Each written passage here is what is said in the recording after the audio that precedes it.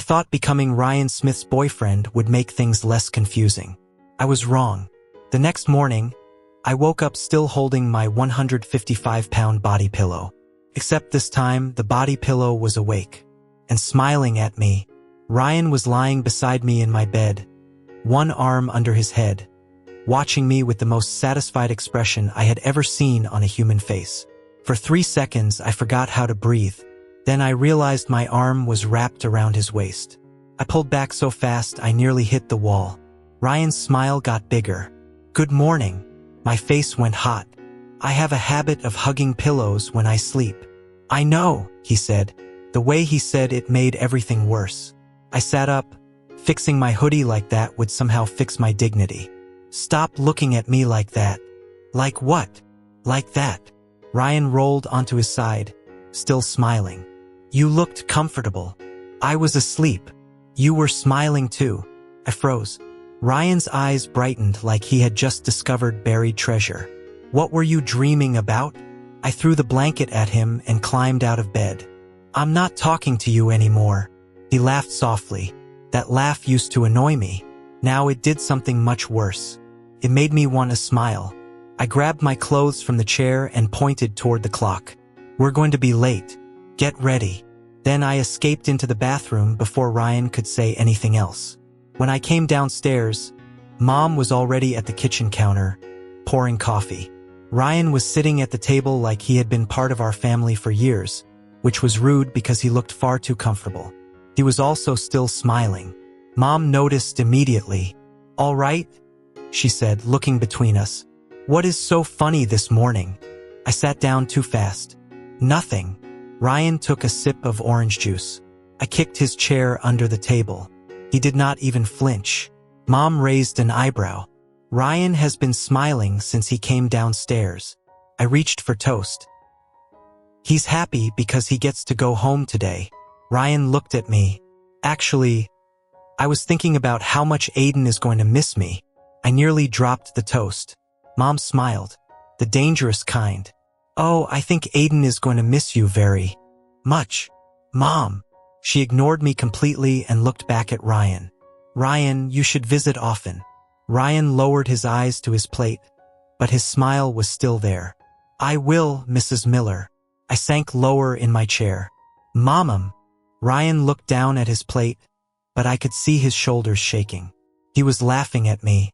In my own house, on the morning he was supposed to leave.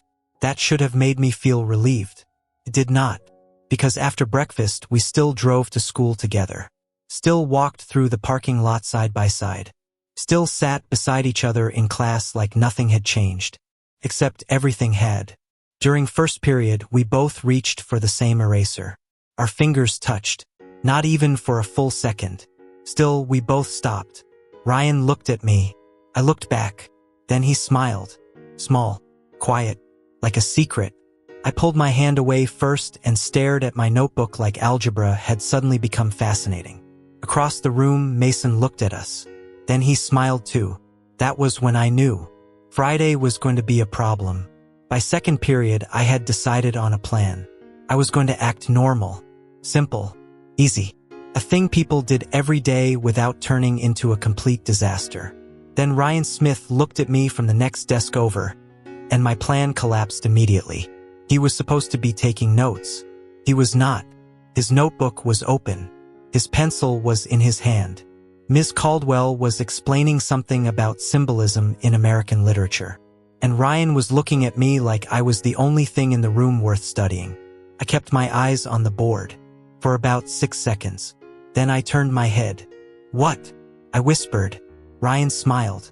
"Nothing." "That is not a nothing face." His smile got worse. "I like looking at you." My pen slipped out of my hand and rolled under the desk. Ryan leaned down to grab it. I leaned down at the same time. Our heads almost bumped. Ms. Caldwell stopped speaking. "Aiden, Ryan, is the floor also part of today's lesson?" The class laughed quietly. I sat up so fast my face burned. "No, ma'am." Ryan handed me the pen under the desk. His fingers brushed mine again. On purpose this time. I knew it was on purpose because he looked far too pleased with himself. By break, Mason had seen enough. He found us near the vending machines, where Ryan was pretending to choose between chips and a granola bar like it was a life decision. Mason looked at Ryan, then at me, then back at Ryan. "You two are weird today." Ryan only smiled. That was not helpful. I crossed my arms. "Weird how?" Mason leaned against the vending machine with the calm confidence of someone who loved causing trouble. "Like you both know something and forgot to tell the rest of us." My stomach jumped. Ryan finally picked the granola bar. "We're normal." Mason stared at him. Then he looked at me. I answered too quickly. "Completely normal." Mason's smile grew slowly. "Sure. Normal." I hated that word immediately. At lunch, Ryan and I sat at our usual table. Mason joined us a few minutes later, which was rude because apparently best friends could sense weakness. I tried to focus on my fries. Ryan focused on me. Again. "What now?" I muttered. He reached across the table. Before I could move, his thumb brushed lightly against my cheek. I froze. Ryan held up a tiny bit of sauce. "You had something on your face." My heart forgot its job. Ryan smiled softly. "Like a kitten." I lowered my voice. "Ryan, do you want the whole school to know?" He leaned back, looking far too relaxed. "Aiden, the whole school thought we were in love last month." Mason made a sound beside me. I turned. He was grinning. "Oh, I'm sorry. Are all the seats taken? Or am I interrupting the lovebirds?" I picked up a fry and pointed it at him. "Mason, do you want your fries to taste like regret?" He raised both hands. "Relax. I'm just observing nature." Ryan laughed. I did not. Mostly. The rest of the day was impossible. I tried to listen in class. Ryan kept looking at me. Mason kept looking at both of us. And every time Mason smiled, I gave him the kind of look that said, "Do you want to keep smiling? Or do you want me to remember this later?" By the time the final bell rang, I was exhausted. Not from school. From Ryan. From Mason. From pretending my life had not changed overnight. Ryan had loaded his duffel bags into my trunk before school. That morning, he said it was easier that way. I said nothing, because asking if he had planned to make me drive him home like a dramatic goodbye scene felt too close to the truth. I waited for him near the student parking lot while other students rushed past us, happy that Friday had finally arrived. Ryan came out carrying his backpack over one shoulder. He smiled as soon as he saw me. That smile was dangerous now. Before, it was annoying. Now, it made my brain forget basic survival skills. "Ready?" he asked. I opened my car door. "You're the one with half your closet in my trunk." Ryan laughed and got in. The Smith's house was only 3 doors down from mine, but since we were coming straight from school with his bags, I drove him there. The whole ride was too short. That was the problem. I wanted it to be over. I also did not. When we pulled into his driveway, Ryan stepped out and stretched like he had just returned from a long, heroic journey. Then he leaned against the open car door and smiled at me. "Aiden, don't miss me too much." I took one of his duffel bags from the trunk and shoved it lightly toward him. "Ryan, please go inside. You can call me anytime. We live on the same street." Still, he lifted his eyebrows. "Or, you could give me a goodbye kiss." My face went hot. I looked toward the front door. "Ryan, do you want your neighbors to hear me embarrass you?" He grinned. "You're avoiding the question." Before I could answer, the front door opened. Mrs. Smith stood there, wiping her hands on a kitchen towel. Then her face brightened. "Aiden Miller. Oh my goodness. It has been so long since I saw you two together." Ryan and I both froze. She looked between us with a warm smile. "I thought you boys were mad at each other." "We're not," we said at the same time. Again, Ryan looked at me. I looked at him. We really needed to stop doing that. Mrs. Smith only smiled wider. "Well, good. Then Aiden is staying for dinner." I blinked. "Oh, Mrs. Smith, I don't want to." She lifted one hand. That was not a question. Ryan looked delighted. I looked betrayed. But honestly, Mrs. Smith had known me since I was 8. She had seen me fall off a scooter, refuse mushrooms at 3 different family cookouts, and cry over a broken guitar string in 5th grade. Saying no to her was not an option. So I called my mom from the driveway. She sounded far too pleased. "Have fun, honey." "Mom," I said, "have fun." After we brought Ryan's bags inside, Mrs. Smith pointed toward the stairs. "You boys can go upstairs.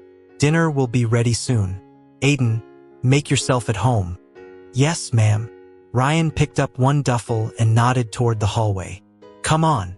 I followed him upstairs. I had not been in Ryan's room in years. For some reason, that made my chest feel strange. Ryan pushed open his bedroom door and stepped aside. "Welcome back." I walked in, then stopped, because Ryan Smith's room was not what I expected at all. Ryan Smith's room was supposed to be exactly what I imagined.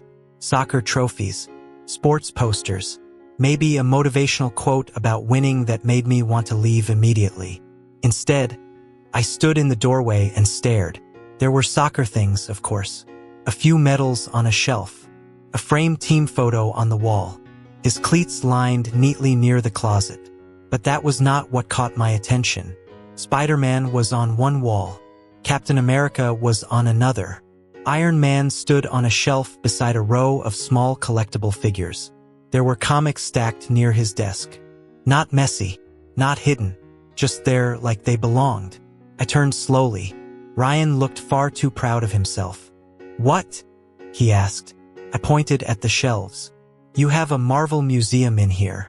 Ryan dropped his duffel bag near the closet. "It is not a museum. It has sections. It is a collection." That sounds exactly like something a museum would say. Ryan smiled and walked over to the shelf. He picked up a small Spider-Man figure and held it carefully, like it was evidence in court. "Every guy likes Spider-Man. I'm not judging. You look like you're judging. I'm processing." Ryan laughed. I looked around again. The room was cleaner than I expected too, probably because Mrs. Smith had attacked it after the repairs were finished. The bed was made. The desk was neat. Even his laundry basket looked innocent. It was disturbing. "I thought your room would have, I don't know, giant athlete posters everywhere." Ryan raised an eyebrow. "Did you think I sleep under a poster that says, 'Soccer is life'?" "Maybe. That hurts." I walked toward the shelves, pretending to examine them seriously. Captain America, Iron Man, Spider-Man, Thor, Black Panther. I tilted my head. Ryan watched me. "What are you looking for?" I kept my face serious. "Hulk." Ryan paused. "Hulk." I nodded. "I just thought he would be here." Ryan's eyes narrowed. Then he understood. "Aiden." I took one step back. Very casual. Very innocent. "What? You're comparing me to Hulk." "I never said that." His smile changed. "Trouble. You were thinking it." "I was thinking you are strong, emotionally stable, and green is a nice color." Ryan set the Spider-Man figure down. Slowly, I backed up another step. "Ryan, you're in trouble." Before I could escape, he caught me in a harmless bear hug and pulled me back from the shelf, both of us laughing. It was not rough, not even close, but it was enough to make my heart forget that we were standing in his room, with his mom downstairs and dinner probably 10 minutes away. "Apologize," Ryan said. I tried to sound serious. "I'm sorry." "For what?" "For looking for Hulk." "And?" I looked up at him. He was close, too close. "For implying you are a big, brainless guy." Ryan stared at me. "Aiden." I winced. I heard it too. He laughed under his breath. "You are terrible at apologizing." "I'm new at this." "At apologizing?" "At dating you." That made him go quiet. The laughter faded first, then the teasing. Ryan's arms loosened, but he did not move away. Neither did I. For a second, the whole room seemed to shrink down to the space between us. His eyes dropped to my mouth, then back to my eyes. He leaned in slowly. I did too. The kiss was brief, soft, over before I could panic. Before either of us could say anything, Mrs. Smith called from downstairs. "Dinner's ready." Ryan and I jumped apart like we had been caught stealing cookies. He ran a hand through his hair. I fixed my hoodie for no reason. Ryan looked at me. I looked at him. Then we both started laughing. Quietly. "Come on," he said. I followed him out of the room, still smiling. And somehow, Ryan's Marvel collection was no longer the strangest thing I had discovered that night. Dinner at the Smiths' house should not have been dangerous. It was just dinner. Pasta, salad, garlic bread. Two parents who had known me since I was 8. And Ryan sitting across from me, looking far too pleased with himself after what had happened upstairs. So yes, dangerous. Mrs. Smith smiled when we walked into the dining room. "There you are. I was starting to think you two got lost." Ryan pulled out a chair. "In my own house? You used to lose your shoes while wearing them," she said. I laughed before I could stop myself. Ryan looked betrayed. "Wow, my own mother." Mrs. Smith only smiled and set a bowl on the table. "Aiden remembers." Unfortunately, I did. When we were little, Ryan once spent 10 minutes looking for a sneaker that was already on his foot. I had laughed so hard I fell off the porch step. I had forgotten that. Or maybe I had only pretended to. Mr. Smith came in from the kitchen carrying a plate of garlic bread. "Aiden Miller," he said warmly. "Good to have you back at our table." "Thank you, Mr. Smith." Ryan sat beside me. I tried not to notice that his knee was close to mine under the table. I failed. For the first few minutes, everything felt strangely easy. Mrs. Smith asked about the music room benefit concert. When I told her we had raised enough for new microphones, her face lit up. "That's wonderful. Your mom told me you sounded great." I nearly dropped my fork. "My mom said that?" Ryan leaned back in his chair. "She did." I turned to him. "You talked to my mom?" "Our moms talk all the time," he said. That was true. Annoyingly true. Even when Ryan and I had spent years acting like standing near each other was a personal challenge, our mothers had stayed friends. Backyard cookouts, 4th of July plans, birthday cards, random phone calls that lasted 40 minutes. Apparently, Ryan and I had been the only ones committed to the rivalry. Mrs. Smith asked about my guitar, then about school, then about whether I had thought about performing at the spring showcase. Answered. Somehow I kept answering, and she actually listened. Then Mr. Smith looked at my plate and pointed at the pasta. "You picked out the mushrooms." I froze. Ryan turned toward me slowly. I looked down. A small, neat pile of mushrooms sat at the edge of my plate like evidence. Mr. Smith nodded seriously. "Good choice." I looked up. "You don't like mushrooms either?" Never trusted them. I sat up straighter. "Thank you." Ryan stared at us. "No, absolutely not." Mr. Smith ignored him. "They hide in food and pretend to belong." "Exactly," I said.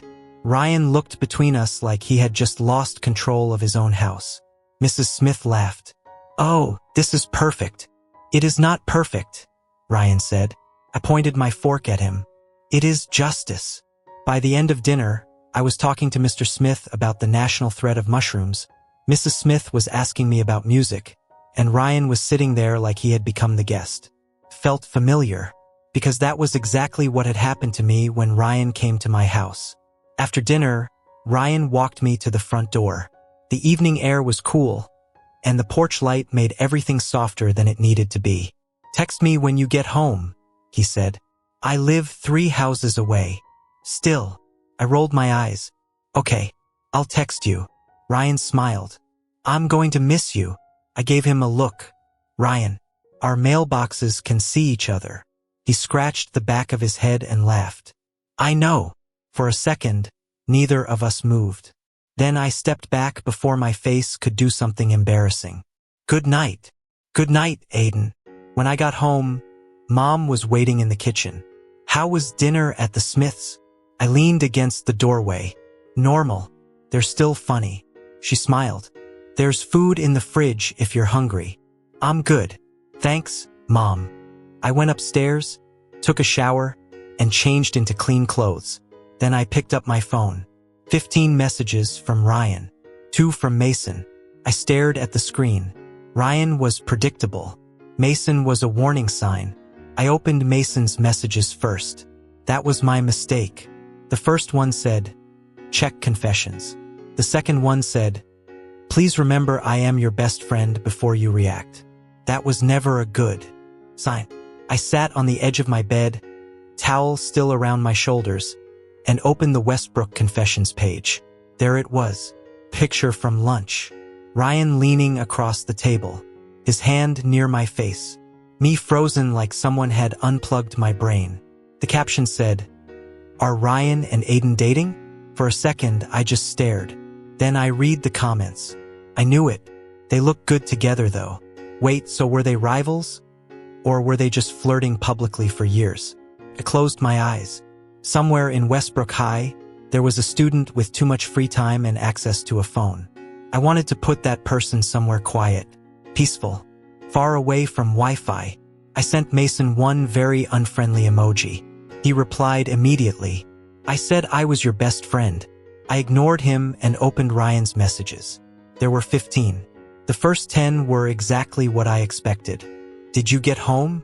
Are you home yet? Aiden, did you disappear between our houses? Do you miss me already? I miss me too. I stared at the screen. Ryan Smith was impossible. Then I saw the last 2 messages.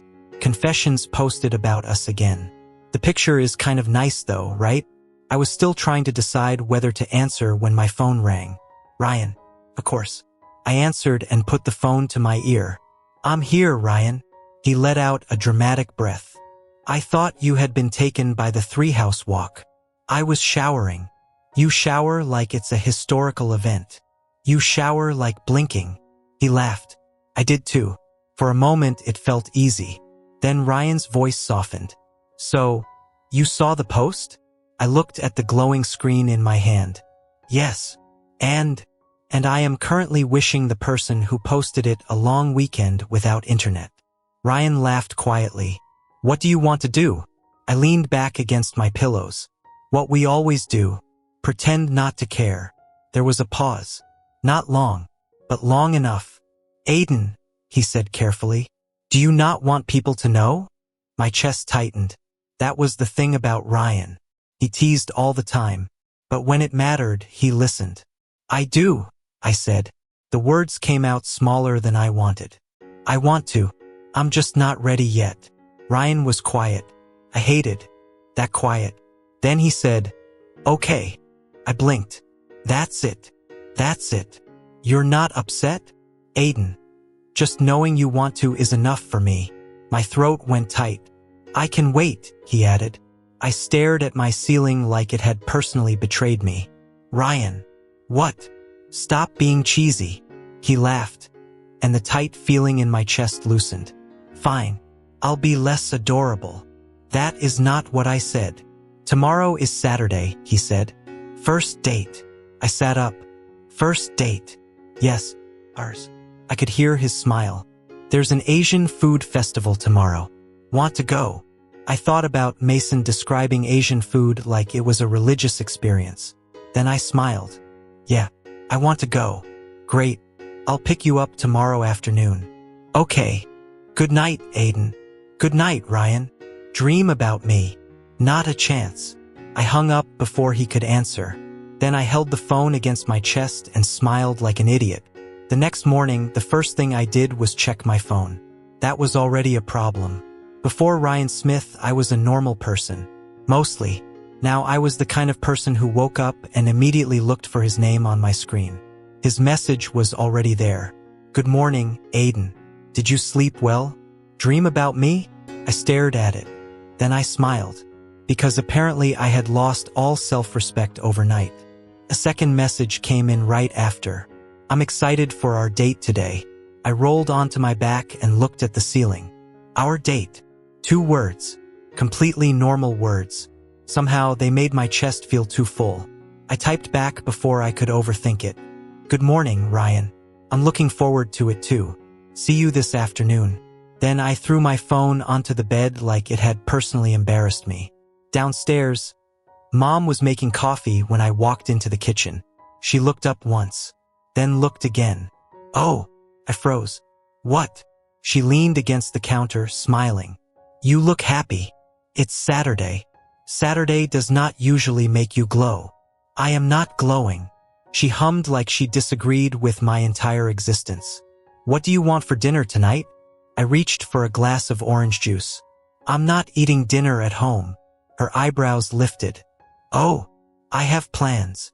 With. Should have lied. I did not. I tried to sound casual.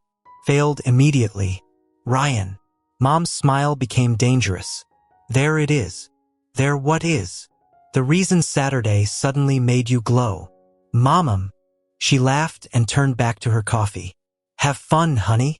The Asian food festival started at 1, but Ryan and I had agreed to go around 3.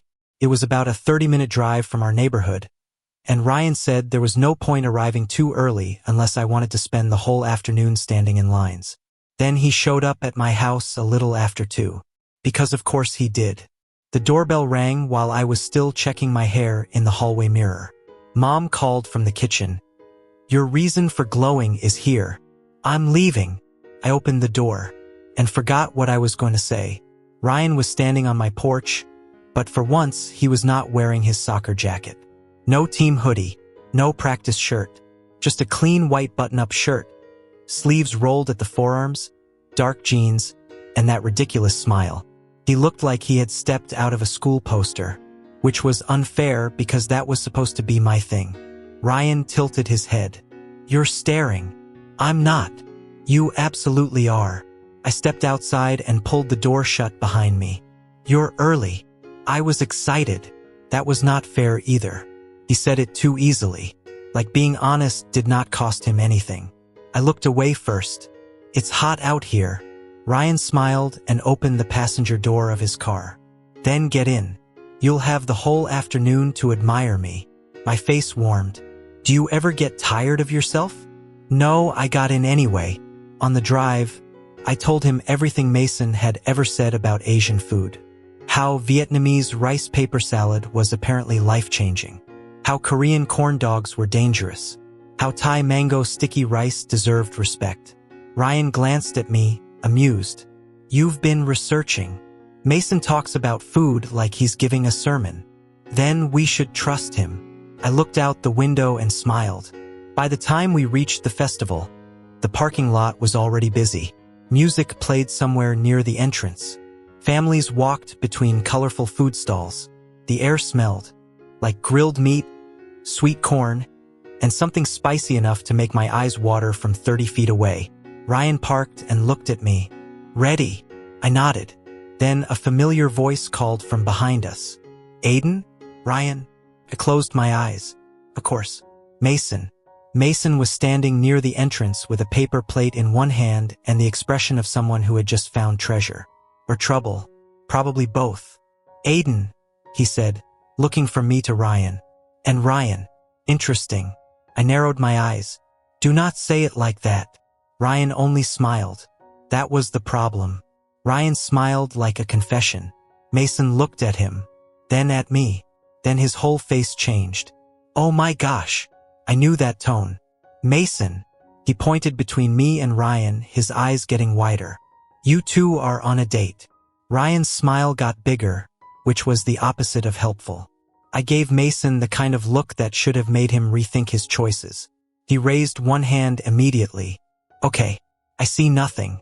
I know nothing. I am just a humble food guide." I narrowed my eyes. "That is the smartest thing you've said all year." Mason relaxed like he had survived a very serious trial, then pointed toward the stalls. "Come on. If this is your first Asian food festival, you cannot be trusted alone." He started with the Vietnamese food booths. First came Vietnamese street-style buttered corn in a paper cup, warm corn mixed with butter, green onions, and tiny dried shrimp. It looked simple. It was not simple. I took one bite and stopped walking. Ryan looked at me, amused by my sudden silence. "That good?" I nodded slowly. Mason is annoying, but he was not lying. Mason put a hand over his heart like he had been waiting his whole life for that sentence. Finally, respect. Next was Vietnamese rice paper salad, bright and messy in the best way, with rice paper strips, herbs, sauce, and crunchy pieces that somehow made every bite different. Then came sweet corn milk. I stared at the cup before trying it. This sounds strange. Mason looked offended. Respect the corn. I took a sip. Then another. Ryan laughed. You like it. I am processing. You're drinking it very quickly for someone processing. After that, Mason dragged us through more stalls. Korean corn dogs, Japanese savory octopus bites, Thai mango sticky rice, Chinese dumplings.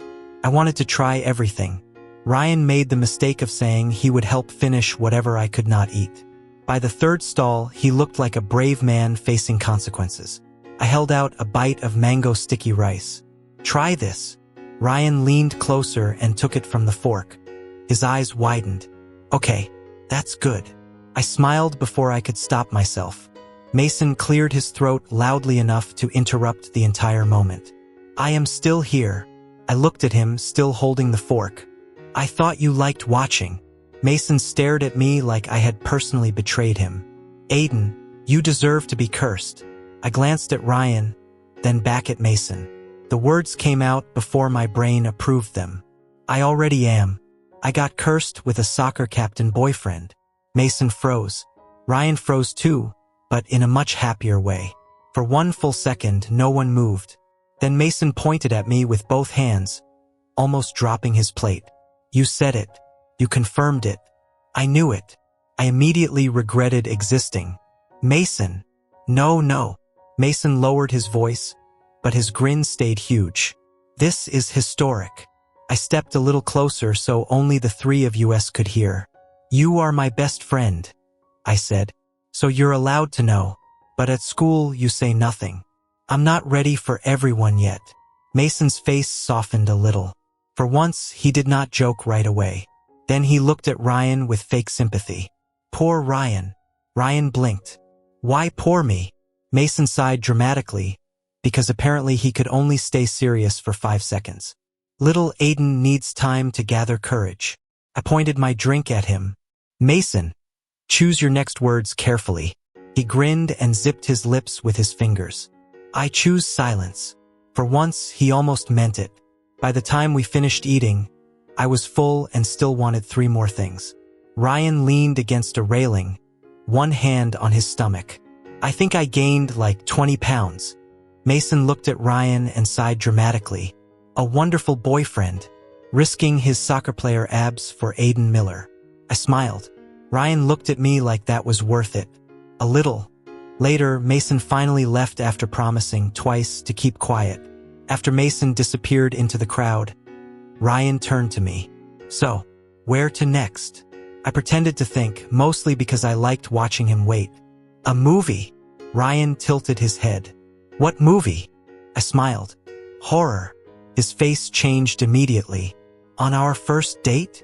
I laughed before I could keep the joke going. I'm kidding. The new Marvel movie. Relief washed over him so clearly that I almost laughed again. You are terrible. I started walking toward the parking lot. You like me. Ryan followed beside me, smiling. Unfortunately, yes. At the theater, we laughed at the funny parts. During the quieter scenes, Ryan's hand found mine in the dark. This time, I did not pull away. And when the sad part came, I let my head rest lightly against his shoulder. Just for a moment. Long enough to feel him smile. Sunday was the first quiet day we had. Ryan did not come over. He had extra practice for a tournament coming up, which meant I spent most of the day pretending I was not waiting for his messages. I failed. He texted me during breaks. A picture of his soccer cleats. A complaint about Coach Daniels making them run too much. A message that only said, I miss my dramatic boyfriend. I stared at that one for a full minute before replying.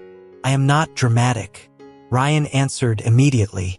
That is exactly what a dramatic person would say. I smiled at my phone like an idiot. Then I spent the rest of the afternoon thinking. About confessions. About the picture from lunch. About the way Ryan asked if I was ready, then said he could wait. That was the problem. Ryan could wait. He would wait as long as I asked him to. But I did not want him to feel like something I was hiding. I was still nervous. Of course I was. Westbrook High could turn one blurry picture into a public trial before lunch. But at some point, hiding started to feel harder than being seen. So that night, before I went to sleep, I made one decision. I was done planning every reaction, done trying to control every rumor. Whatever happened on Monday would happen, and maybe this time I would not run from it. By Monday morning, I knew something was wrong. Ryan and I walked into homeroom together, the same way we had been doing for weeks. But this time the room went quiet. Not normal quiet, not test day quiet. The kind of quiet that happened when a teacher walked in while everyone was doing something they should not be doing. I stopped near my desk. Ryan stopped beside me. Across the room, Mason looked up from his phone. Too innocent. That was never a good sign. I narrowed my eyes at him. He lifted both hands like he had nothing to do with anything, which meant he probably had everything to do with something.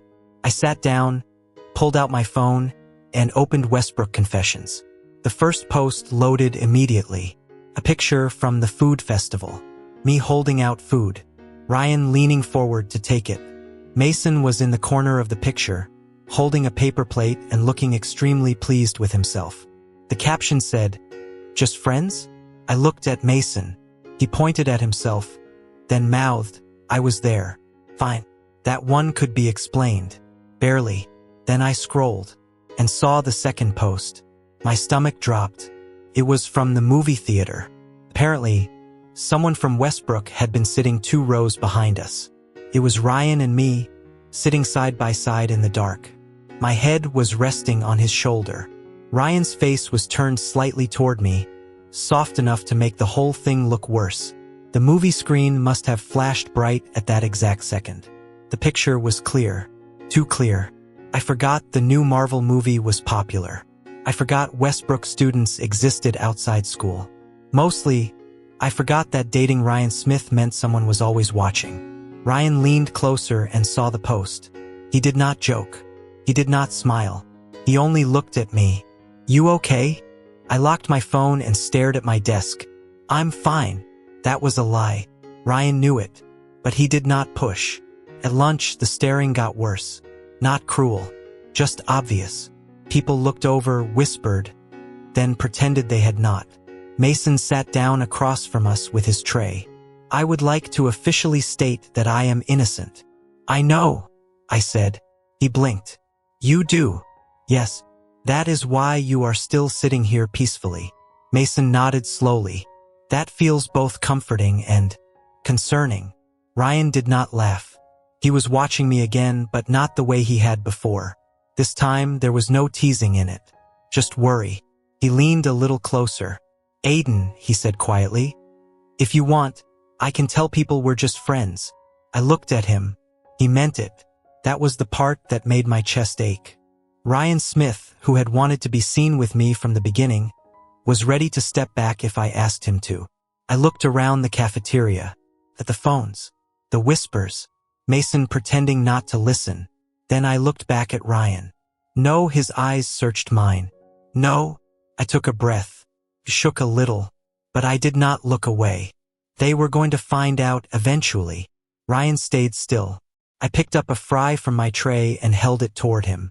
Mason froze. Ryan looked at the fry, then at me. A slow smile spread across his face. I rolled my eyes, but my hand stayed there. "Eat it before I change my mind." Ryan leaned forward and took it. The cafeteria did not go silent.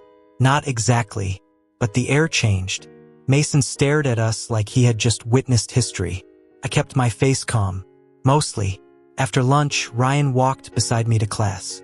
His hand brushed mine once. Then again. This time, I reached for it first. Ryan looked down, then back at me. I did not pull away. Neither did he. By the time we walked through the hallway after school, everyone knew. Not because of confessions. Not because of a picture.